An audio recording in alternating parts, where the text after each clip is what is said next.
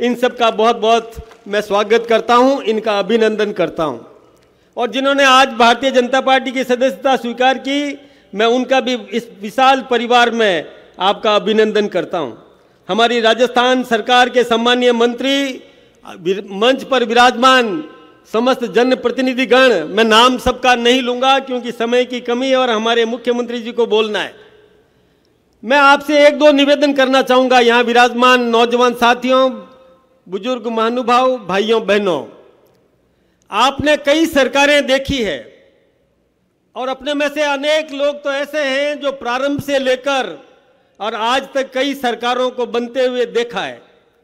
लेकिन आपने यह भी देखा होगा कि पहले की कांग्रेस की सरकार ने किस प्रकार के भ्रष्टाचार किए थे और रोजाना अखबार उठा करके देखते थे तो भ्रष्टाचार ही भ्रष्टाचार की गाथाएं हमको पढ़ने को और सुनने को मिलती थी।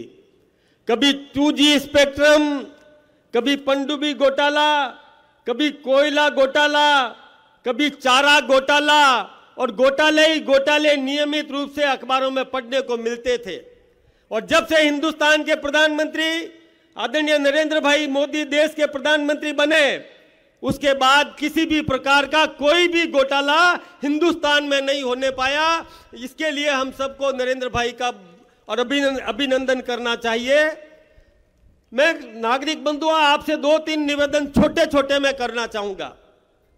एक, महाराष्ट्र के पहले कांग्रेस के मुख्यमंत्री थे सुशील कुमार शिंदे, और जब ये घोटाले अखबारों में आते थे तो उन्होंने खुलेआम कहा था, वो कांग्रेस का महाराष्ट्र का मुख्यमंत्री थे और उन्होंने खुलेआम कहा था कि घोटाले किए जाओ, चिंता मत करो, ये जनता तो घोटालों को भूल जाती है और जब चुनाव आए इनके सामने पगड़ी रख देना, ये तो आशीर्वाद दे देती है।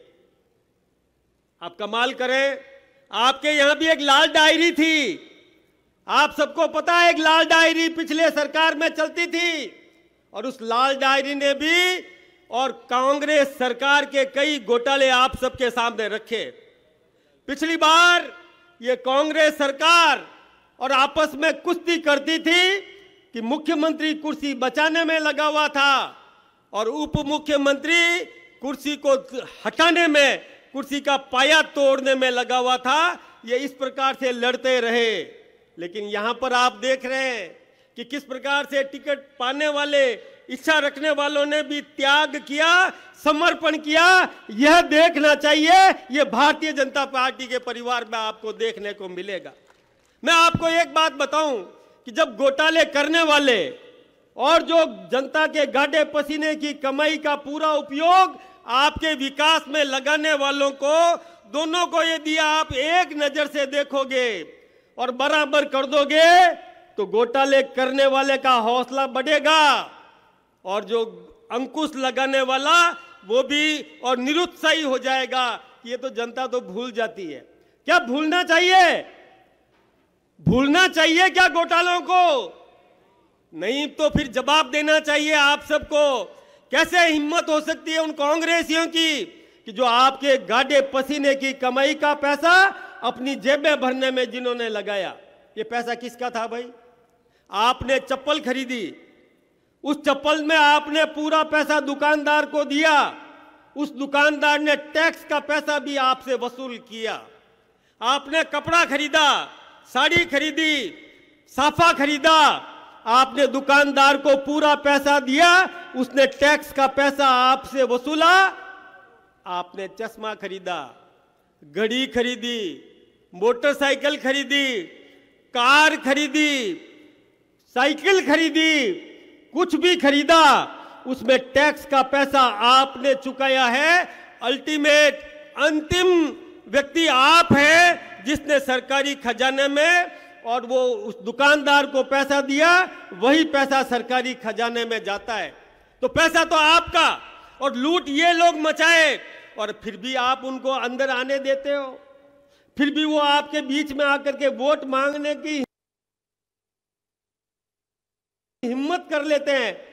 मैं आप सब जागरूक नागरिकों से यह आह्वान करना चाहता हूं कि जब कांग्रेसी आपके बीच में आए तो उनसे पूछा करो कि अरे भैया आप ये घोटाले करते थे और मोदी जी घोटाला रोक रहे हैं, भजनलाल जी घोटालों पर अंकुश लगा करके बैठे हैं, विकास के लिए प्रयत्न कर रहे हैं और एक एक पैसा जनता की भलाई के लिए लगे, सड़कों में लगे, पानी में लगे और चिकित्सा में लगे, शिक्षा में लगे, इस प्रकार का काम ये कर रहे हैं, रात दिन मेहनत कर रहे हैं, बाहर से पैसा ला करके हिंदुस्तान के विकास में योगदान दे रहे हैं ताकि यहाँ के आम आदमी का जीवन स्तर ऊंचा उठे, आम आदमी मजबूत बने।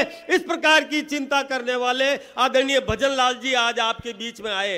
ये फैसला आपको करना है कि घोटालेबाजों को महत्व देना है कि नहीं। ये उसी परिवार के लोग आपके बीच में आए, फिर से आए हैं। आप उनसे सवाल पूछिए, मत आने दीजिए अपने इलाके में, सवाल करिए कि आपने इतने घोटाले किए, आज घोटाला नहीं हो रहा है, तो हमको निर्णय करना है कि घोटालेबाजों को महत्व देना है या इनकी नकेल कसने वालों पर महत्व देना है। ये फैसला आपको करना है। यही बात कह के मेरी बात को समाप्त करूंगा। आप सबका बहुत बहुत अभिनंदन, बहुत बहुत धन्यवाद।